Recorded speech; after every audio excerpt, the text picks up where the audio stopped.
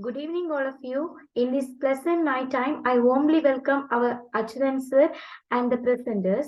It is one of the opportunity to show their talents and analyze the literary topics. I know all the presenters are eagerly waiting to show their talents. First, I call upon Arnavi to talk about To the Nile.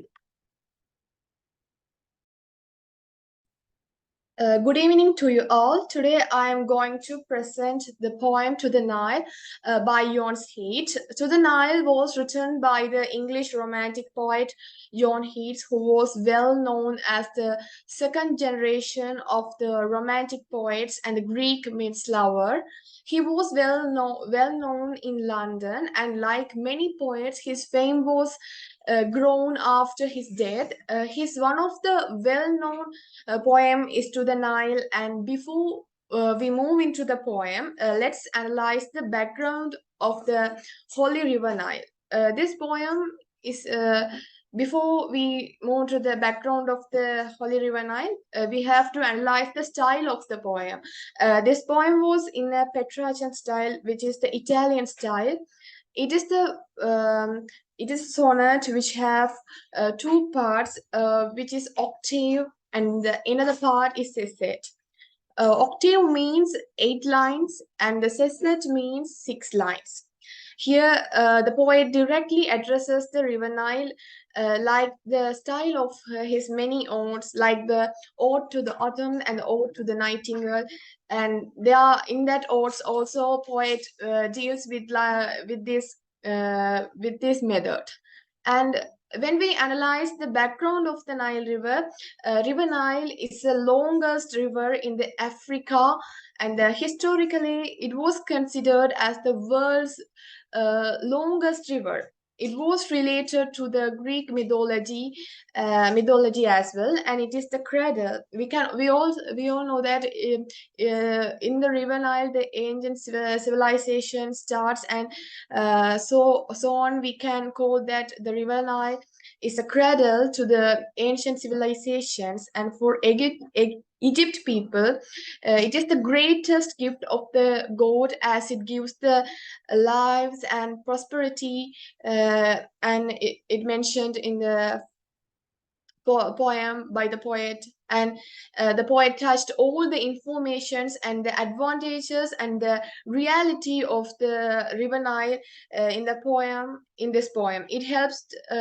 we all know that the River Nile helps us to transport many things, and owing to the histories we can see that the researchers has found that the River Nile is the major transportation system, which helps the people to carry the blocks which was made as the tombs of the Egypt's most famous kings and queens who are in the pyramids. And so it has a very powerful historical image between it. And the River Nile flows from the south to the north through the eastern Africa. It begins in the rivers that the flow into the Lake Victoria and empties into the Mediterranean Sea more than 6,600 kilometers.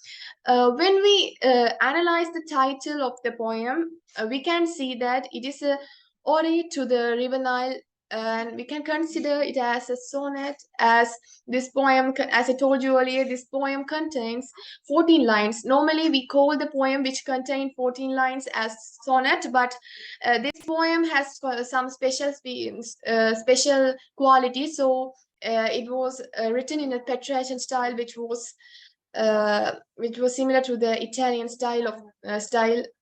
And for the readers, it creates the temptation to read, as the poem is about the nature and the holy part of it, and its majesty and miracle things.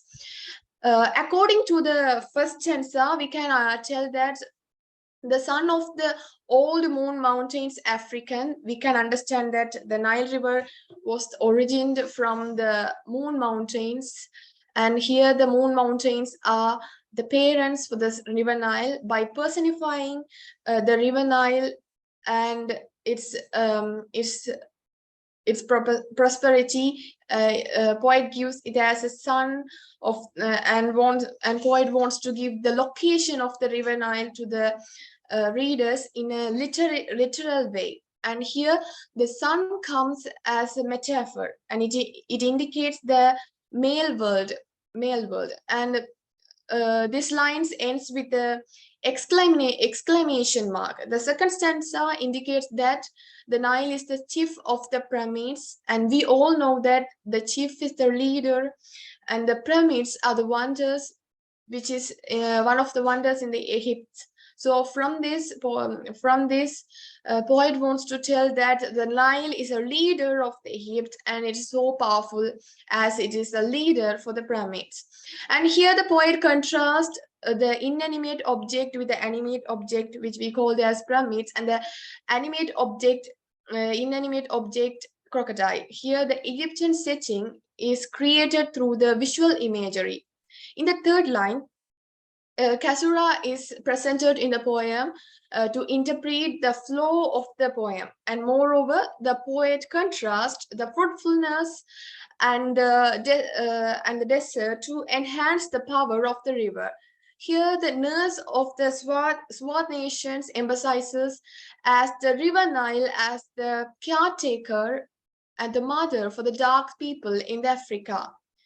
Actually, I think it gives the soul to the African people. We all know that nurse are the people who care when we are most sick and ill. So here, the dark-skinned people are compared to the sick people, and the River Nile is the caretaker who is a curer for the African people at that time. And from this, we can understand that the writer didn't have any idea about the beginning of the poem when he tells that from since the world began. And the next line tells that comes as a rhetorical question, and the poet questioned the river that is truly fruitful or not. Though there is an archaic language, as it is an old poem, there are many archaic language and ellipses. Ellipses are the short form of the word. Then the poet points out the location of the river. It was situated between the Cairo and the Deccan, so we can understand that the Holy River was situated between the Cairo and Deccan. There can understand that the Cairo is a place where the river ends, and the Deccan must be the place where it begins. We can say that the start of the ninth line is something different, and here we can as readers we can notice a change in the narrator's mindset. And this poem and this thing is called as a turn or volta in the poem. And in the line which we can tell that this is a line which separates the octave from the sestet. As I told you earlier, the octave contains 8 lines and the sestet contains 6 lines. The exclamation mark in this line indicates that's the poet's sudden realization. Here the poet criticizes his own daydreaming. Then Keats mentioned about the ignorance of the river Nile. It contains 6 lines which indicates the regretful note of the river Nile to the readers. The dark fancies err. This line indicates that the think about the Nile river is much difficult to understand, and it is out of our understanding. The world was very dark until it fully have understood the river Nile. In earlier days, there are many myths and tales about the Nile River which are believed today as well. Here, poet questioned about this belief. He realized that River Nile also like other rivers, and he views the Nile as an ordinary river. And the poet wants to tell that not like other rivers, Nile has like other rivers, Nile has miracle, but all rivers in this world are doing same things, but myths reminds River Nile as a powerful, and it is a reason for some people think that River Nile is supernatural and holy. Further, poet tells that it is not a big thing. The actions of the River Nile is the nature of every of our Mother Nature, which contains many rivers. But because of the great service of the River Nile for the dark people who mentioned as Africans, River Nile is so special. The place it was situated, I think the place it was situated gave its holy power. Let's analyze the literary technique in the poem. In the first stanza, the first line of the poem, we can see the personification occurred. The poet personifying the River Nile as a son of the moon mountain to give the location of the River Nile, as I mentioned in the earlier part.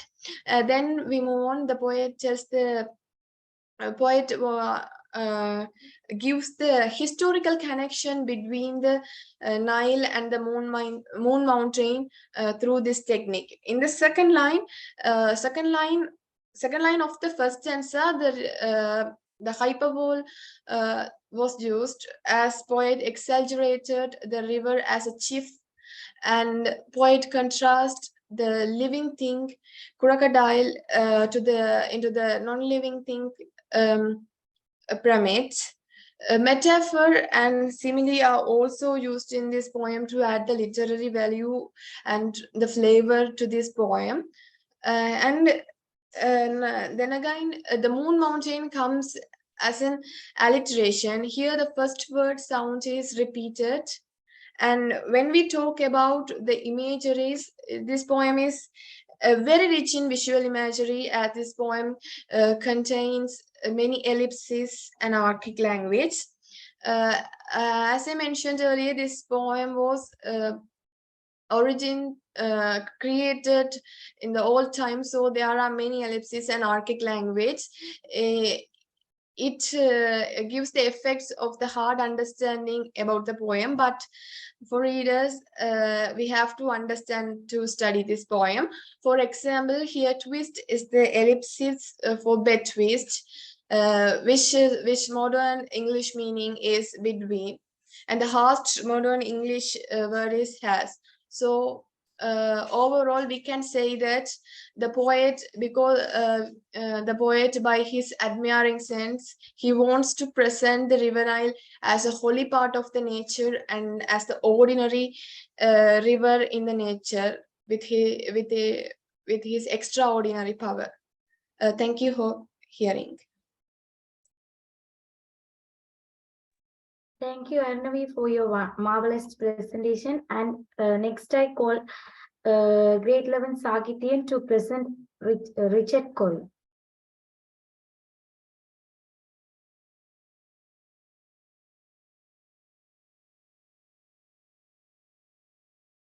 Today to you all. Today I'm going to talk about the poem Richard Cory. So it was written by Edwin Arlington Robinson. So Richard Cory first appeared in the American poet Edwin Arlington Robinson's 1897 collection of The Children of the Night. So Edwin Arlington Robinson was the prize-winning poet who was also nominated to the Nobel Prize for Literature. And he was born in Maine, and he had an unhappy childhood since his parents seemed largely indifferent to him, and also his siblings went on to suffer great hardship through the addiction to the alcohol and drugs also. So, and Robinson poetry often talk about the bleak themes, and perhaps they based on the first-hand experience. Many poets think that the poem Richard Cory could have been based upon his brother who came to an inauspicious end when his business was collapsed. And this poem is in 4 brief stanzas.